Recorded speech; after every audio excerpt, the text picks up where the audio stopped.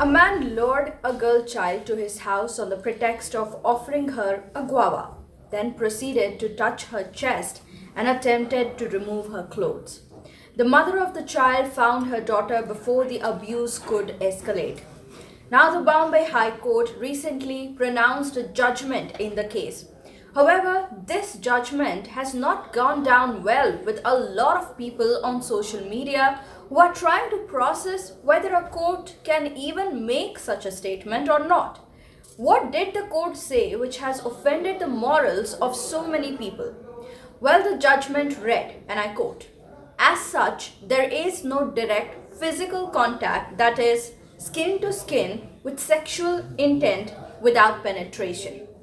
Hence, the accused was acquitted of sexual assault charge under Section 8 of POCSO Act, but convicted under Section 354 of IPC for outraging a woman's modesty. This difference under which the criminal was convicted has triggered a debate.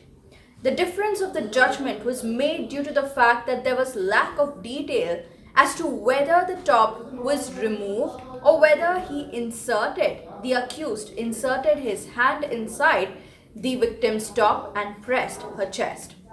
We discussed with Ms. Geeta Luthra, a Supreme Court advocate, about the implications of deciding the level or the intensity of such a crime. So the fact is, definition of sexual assault extends to touching a part of the body.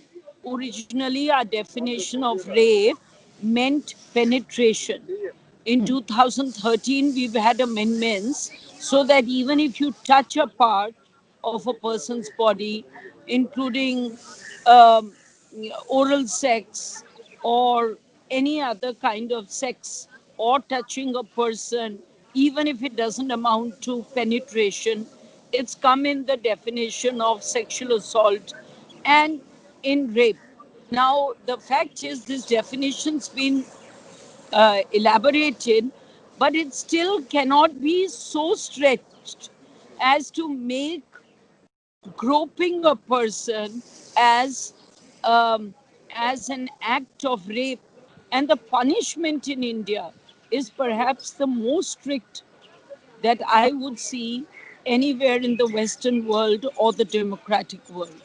Just because a judge says that touching a person where you're not actually having a skin to skin touch is comes under 354 or 509, and there's wrongful confinement, are offenses which are obviously reprehensible, but the punishment is either up to 5 years or up to 3 years, depending if you go under 354 or you All right. go under.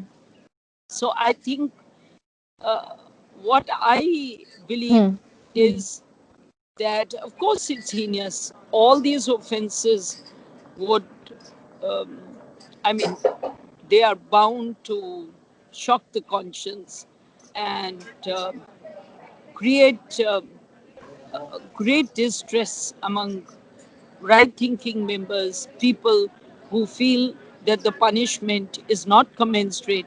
But ultimately, you can't stretch sexual assault. Well, there you heard about a detailed analysis of how the law works. There was a lot of confusion and admittedly a lot of grey area when it comes to deciding what sort of sexual misconduct comes under which particular category and which particular offense. We do hope that our viewers are more aware about these particular differences.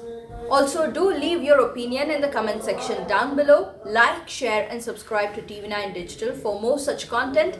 Thank you for watching.